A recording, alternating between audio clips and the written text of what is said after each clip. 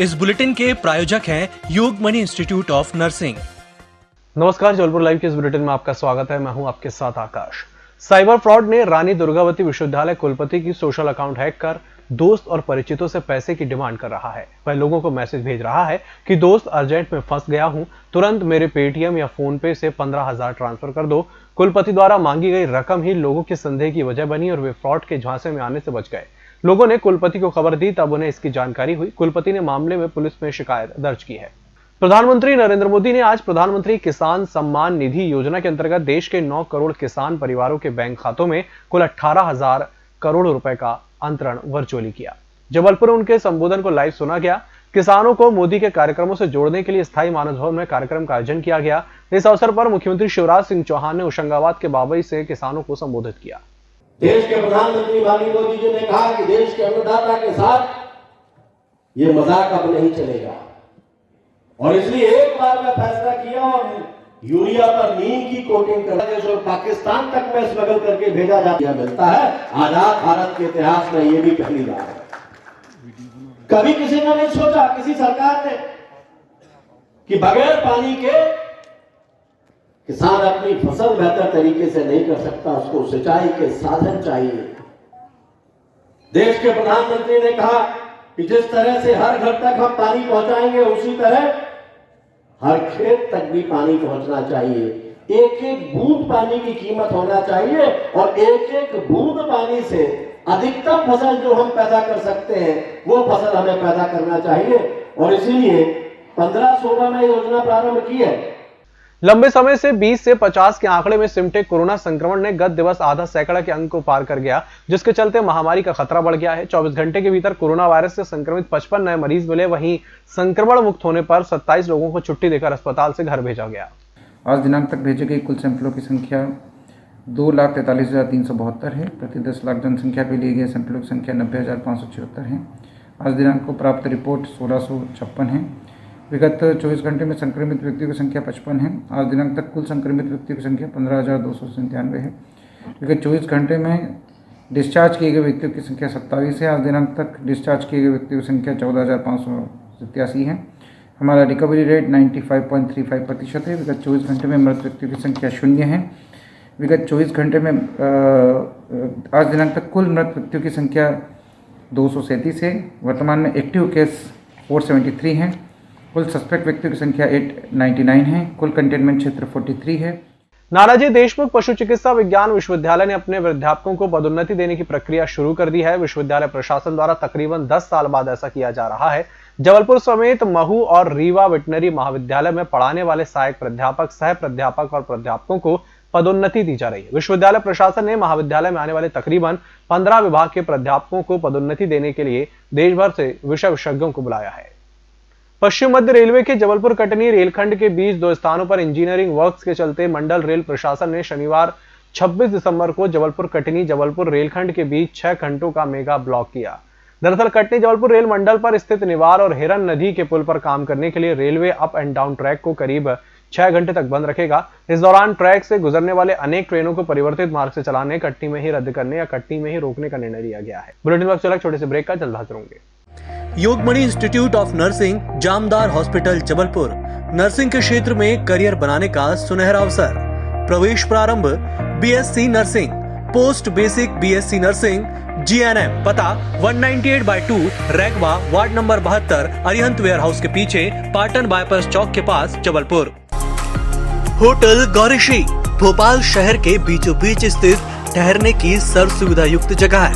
Room available in affordable prices और facilities free wifi, AC, TV, parking, security, lift, full sanitized room, toiletry kit. Hotel Gaurishree, hall number 8, Chittor complex, MP Nagar, zone 1, Bhopal. Phone number 7898128620। Break के बाद एक बार फिर से आपका स्वागत है। ठंड के साथ ही कोविड-19 से सुरक्षा का ध्यान रखते हुए मसीही समाज के सदस्य क्रिसमस का उत्सव मना रहे हैं। एक और जहां क्रिसमस ईव पर कैरोल प्रार्थनाएं हुई, तो वहीं रात में और आज सुबह गिरजाघरों में पुरोहितों ने पवित्र पूजा करके यीशु का जन्मदिन मनाया। कोविड के कारण रात 12 बजे गिरजाघरों में होने वाला सेलिब्रेशन जरूर नहीं किया गया, लेकिन मसीही समाज के लोगों ने घरों में अपनों के बीच रात में भी बड़े दिन की खुशियां मनाई। केरोल गाकर लोगों ने यीशु के जन्म का संदेश दिया। क्रिसमस की सुबह की शुरुआत भी एक दूसरे को शुभकामनाएं देने से हुई। जहां कुछ लोगों ने गिरजा घर पहुंचकर प्रार्थना की, तो वहीं कई लोगों ने सुरक्षा की दृष्टि से घर पर ही रहकर प्रार्थना करना बेहतर समझा। इस महान पर्व में हम ईश्वर का धन्यवाद देते हैं कि इस महामारी में ईश्वर ने हमें पूर्ण रूप से स्वस्थ रखा और इस महामारी में ईश्वर ने पूर्ण रूप से स्वस्थ रखा और हम अपने विश्वास के कारण यहाँ पर इस बीमारी से दूर हैं और आपके दर्शन करने के लिए आए हैं और इस महापर्व में हम आप सभी को पूर्ण रूप से बधाई देते हैं। जबलपुर में मुख्य रेलवे स्टेशन पर जीआरपी ने हवाले के लाखों रुपए जब्त किए हैं। आरोपी ट्रेन से हावड़ा जाने के लिए प्लेटफॉर्म नंबर 5 पर पहुंचा था, तभी जीआरपी को भनक लग गई। युवक को बैग चेक किया तो उसमें नोट भरे थे। जीआरपी ने रकम जब्त कर आयकर विभाग को सूचित कर दिया है। रकम सरापा व्यापारी का है। जीआरपी को सूचना मिली कि युवक संदिग्ध हालत में प्लेटफॉर्म नंबर 8 पर जाने के लिए ट्रेन के इंतजार में खड़ा है। जीआरपी ने उसे पकड़कर थाने ले गई। एक आदमी से नियमानुसार पूछताछ की गई। पूछताछ करने पर उन्होंने टीआई जीआरपी को खबर की और जीआरपी टीआई के द्वारा और उनकी टीम के द्वारा जब नियमानुसार तलाशी ली गई और तलाशी लेने पर पाया गया कि उस बैग के अंदर 35,60,000 रुपया है। उसमें 69 गड्डियाँ 500 की हैं और एक 55 नोट 2000 के हैं। इस प्रकार से टोटल 35,60,000 रुपया है। जब उससे पूछा गया इसके बारे में कोई कागज़ हैं कुछ है, तो उसके द्वारा बताया गया कि उसके पास कोई भी कागजात इस संबंध में नहीं है। उसके पास एक टिकट मिला था मुंबई से हावड़ा जाने वाली ट्रेन का, उसमें S4 के अंदर उसका रिजर्वेशन था। इससे साफ स्पष्ट पता चलता है कि वो उसके द्वारा ये पैसा हावड़ा के लिए ले जाया जा रहा था, जिस पैसे का उसके पास कोई भी हिसाब किताब नहीं था। 10 लाख से ऊपर का अमाउंट होने पर इनकम टैक्स को इन्फॉर्म करना बाध्यता है हवाला के अंतर्गत, इसलिए इनकम टैक्स को इन्फॉर्म कर दिया गया। इनकम टैक्स की टीम भी आके पूछताछ कर रही है।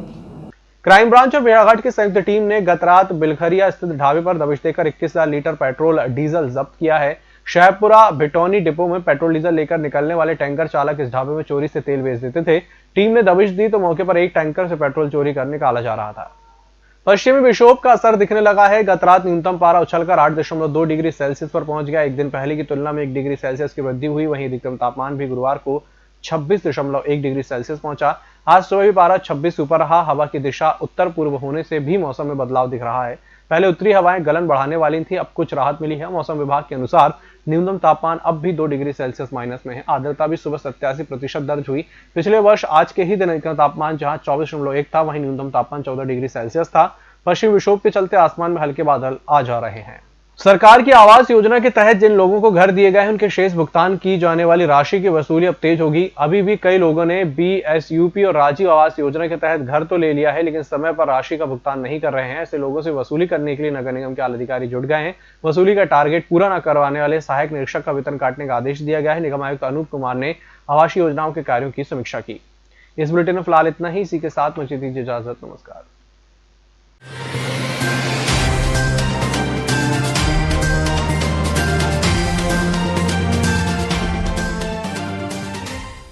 निष्पक्ष, निर्भीक और विश्वसनीय खबरें देखें सिर्फ EMS टीवी पर। डाउनलोड करें EMS न्यूज ऐप।